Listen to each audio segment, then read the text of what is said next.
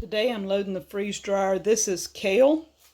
I've just mashed it down because it was frozen in a mash. This is chard stems. This is kale. And what I've been doing is just mashing it so it doesn't stick up, because I'm going to make powder anyway. And you hear it crunching. We're going to go put it in the freeze dryer. And we'll check it tomorrow. See how it's doing. I have 2 of my trays of kale that has been freeze dried. I'm putting it in a food processor. Gonna have to have both hands for that. And we're gonna powder it down.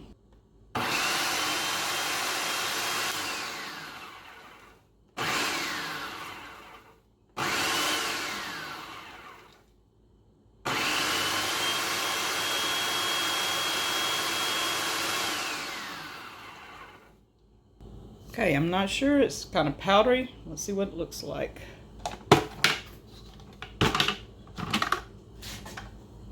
It's still got stems and stuff in it.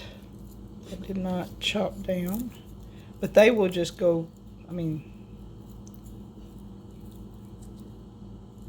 they'll just go to powder too. I just don't have the right thing on here, I guess. Didn't make it into a powder, it made it into a flake. So we have green for green tea. It's in flakes more than powder. 2 trays gave me half a quart. I put an oxygen absorber in the bottom. We're gonna go get the other 2 trays and finish filling it up. The last tray had kale here, but it had chard stems. So we're gonna try the chard stems. Let me get the kale all blended up and in the jar, and then we're going to test some kale and some chard. Okay, we have 1 jar with an oxygen absorber in it. All right, we're going to try the kale and the chard.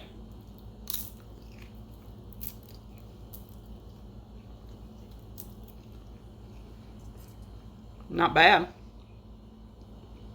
It's like almost like a kale chip. If I put some seasoning on them, perfect. So next time I'll add seasoning. Now the chard, I just did the stems because I wanted to know if the stems would be worth, trying to freeze dry and just package stems for a snack. Oh my. Hey, chard stems. That'd make a great snack, and it really doesn't need salt or seasoning or anything. They kind of got a salty taste, but you could add seasoning, and I left a little of green on it. Not bad, guys. So my kale, my chard is fixing to go in the freeze dryer. I may add a little seasoning to the kale, but hey, it's a winner with snacks. Healthy snacks.